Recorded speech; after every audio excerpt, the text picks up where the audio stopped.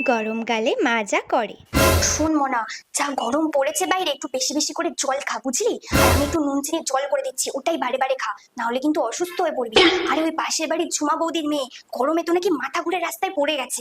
তুই যা বাইরে বাইরে যাস, একটু বেশি করে জল খা। কি রে মনা, আরে জলের বোতলটা নিয়ে যা।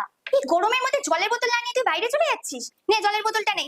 আর শোন, তোর ব্যাগের মধ্যে ছাতা পরে দিয়েছি, বাইরে বেরোলে কিন্তু ছাতা মাথায় দিয়ে যাবি, মনে থাকবে? আর বেশি বেশি করে জল খাবি। কি রে মনা, তুই না এইমাত্র বাইরে থেকে গরমের মধ্যে এলি, অমনি ফ্যানটা চালিয়ে বসে পড়েছিস? শোন, এখন ফ্যানের হাওয়াও খাবি না, আর ফ্রিজের থেকে ঠান্ডা জল বের করেও খাবি না, এই বলে রাখলাম। সব জলের বোতলগুলো খালি পড়ে আছে, সব কাজ আমাকেই করতে হবে। কি রে মনা, তুই কি জলের বোতলগুলো একটু ভরে রাখতে পারিস না? সব কাজ কি বাড়ির একা মাই করবে নাকি বলতো? আমাকেই রান্না করতে হবে, আমাকেই বাসন মাজতে হবে, আমাকেই ঘর পরিষ্কার করতে হবে, আবার বেঁচে বেঁচে কোন জলের বোতলগুলো খালি আছে সেটা ভরে আবার ফ্রিজের মধ্যেও ভরতে হবে। কেন রে, একটু কি বোতলগুলো ভরে ফ্রিজের মধ্যে ভরে রাখা যায় না? আমি কিচ্ছু আর করতে পারবো না, জল না খেয়ে থাকি আছে।